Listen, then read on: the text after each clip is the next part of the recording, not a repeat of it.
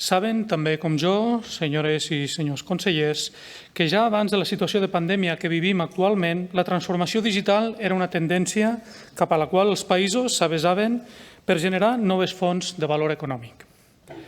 Per simplificar la relació dels ciutadans amb l'administració i, en definitiva, per interconnectar-se els uns amb els altres sense que la distància o les fronteres fossin un impediment. Actualment, la transformació digital ja no és una tendència, és una necessitat. Aquells països en els quals aquest procés està més desenvolupat són els que generen més oportunitats econòmiques, així com una major eficiència en l'administració pública. És per aquest motiu que des del Govern, conjuntament amb Actuatec, s'impulsa un projecte de transformació digital que permeti dotar-nos de les eines per transformar la nostra economia i el nostre model de país per fer-nos més competitius.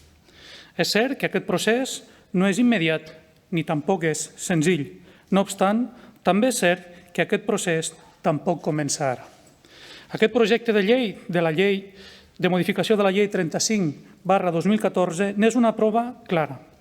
En el seu dia, l'aprovació de la llei 35/2014 de serveis de confiança electrònica ja va derogar la llei 6/2009 de signatura electrònica. Això mostra la voluntat d'anar incorporant en l'ordenament jurídic processos i eines que facilitin les gestions quotidianes i que permetin posar les bases de regulacions que possibilitin, amb la modificació que proposem avui, obrir una porta cap a nous models de negoci i d'interoperabilitat entre agents, així com entre països. Mostra també com les noves tecnologies generen la necessitat de que la regulació que fa que la seva utilització sigui jurídicament vinculant s'hagi d'anar actualitzant de manera periòdica per tal que sigui a l'alçada dels estàndards internacionals i doni la seguretat jurídica necessària per poder dipositar-hi la nostra confiança. I precisament de confiança, en aquest cas electrònica, parlem en aquesta llei. La llei 35/2014 de serveis de confiança electrònica que avui modifiquem presenta una gran similitud amb el reglament de la Unió Europea número 910/2014 del Parlament Europeu i del Consell del 23 de juliol relatiu a la identificació electrònica i els serveis de confiança per a les transaccions electròniques en el mercat interior, conegut com a reglament EIDAS. Ja que en el seu dia l'elaboració de la llei 35/2014 es va inspirar en aquesta norma de la Unió, entre altres motius per la conveniència d'equiparar-se amb les regulacions de països que formen part de l'òrbita econòmica d'Andorra, amb la finalitat de facilitar els acords i el reconeixement en la matèria, és a dir, per poder admetre els serveis de confiança de la Unió Europea.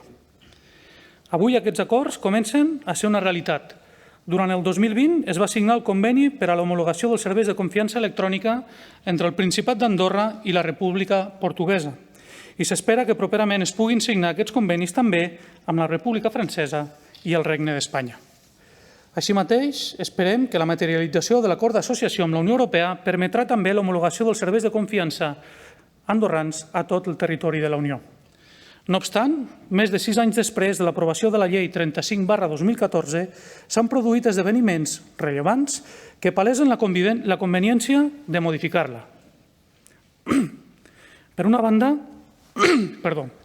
el reglament EIDAS també ha anat evolucionant amb el temps i és necessari, en el marc d'un eventual acord d'associació d'Andorra amb la Unió Europea, una actualització d'aquesta norma amb el marc legal de la Unió.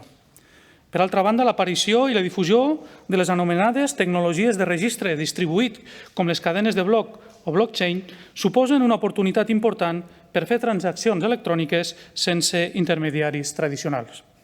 Els treballs efectuats en el marc del projecte European Blockchain Services Infrastructure impulsat per la European Blockchain Partnership i la Comissió Europea, més en concret en el cas de l'ús de l'European Self-Sovereign Identity Framework, han mostrat com el reglament EIDAS podria actuar com a norma reguladora general de l'actuació basada en la tecnologia de registre distribuït o blockchain. Així doncs, tenint en compte que la llei 35/2014 presenta una gran similitud amb el referit reglament europeu, la seva modificació per tal de regular l'actuació general basada en tecnologies de registre distribuït esdevé pertinent i necessària. Pertinent perquè aquesta regulació general ha de permetre que el desenvolupament de diferents legislacions sectorials basades en aquest tipus de tecnologia trobin un substrat comú pel que fa a aspectes compartits. Necessària per tal de donar seguretat jurídica a nous models de negoci que empren cada cop més les tecnologies de registre distribuït i que són la base de la tecnologia i de l'economia digital en la qual cada cop estem més exposats. El procés de diversificació econòmica d'Andorra passa també per generar els marcs en els quals aquests negocis s'han de desenvolupar, com he explicat amb el debat anterior sobre els esports electrònics. Aquest projecte de modificació suposa, per tant, que altres aplicacions que es puguin desenvolupar normativament i que tinguin com a base les tecnologies de registre distribuït, com les relatives a actius virtuals, dels quals debatrem en els propers mesos, es puguin basar en aquesta normativa i establir-se el fet d'haver de regular institucions i serveis similars, cosa que certament generaria disfuncions. Precisament aquí es troba l'argument més important en favor de l'actuació legislativa que es proposa. Un altre aspecte important d'aquesta modificació és que obre la porta que la verificació de forma fefaent d'un certificat electrònic pugui fer-se de manera remota. Aquesta és una qüestió no menor, en primer lloc, perquè els certificats electrònics són una de les bases de la identitat digital. En un context d'economia digital, la identitat digital de les persones, tant físiques com jurídiques, garanteix la seva autenticació i els seus actes davant de tercers i de l'administració. En segon lloc, perquè, com hem comprovat, la situació de pandèmia ha fet que molts dels tràmits o gestions que habitualment es feien de manera presencial s'hagin hagut de fer de manera digital. Aquesta realitat s'evidencia tenint en compte que durant l'any 2020 l'emissió de certificats electrònics per part de l'Oficina de Serveis de Confiança Electrònica del Principat d'Andorra va créixer un 11% i la totalitat dels certificats emesos l'any passat va representar el 40% de tots els certificats emesos des de la seva posada en funcionament l'any 2015. Un dels pocs aspectes positius de la pandèmia, sense cap mena de dubte, és l'acceleració de l'ús de les noves tecnologies i també dels tràmits digitals. En resum, avui portem al ple d'aquesta cambra la tercera modificació d'una llei que es promou per tal de seguir aprofundint en el procés de transformació digital i de modernització d'Andorra i que alhora obri la porta a desenvolupar activitats econòmiques que tinguin com a base la tecnologia blockchain de manera jurídicament segura i vinculant. Siguem conscients, no obstant, que més d'hora que tard caldrà seguir revisant aquesta llei per fer-la competitiva i adaptar-la a les noves demandes de la societat.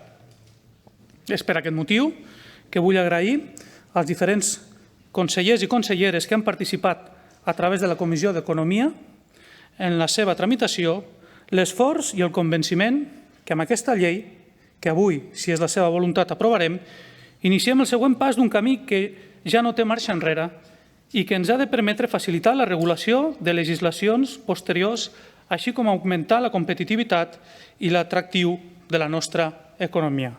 N'estic convençut. Per tot l'exposat, demanaria als grups parlamentaris el vot favorable al projecte de llei.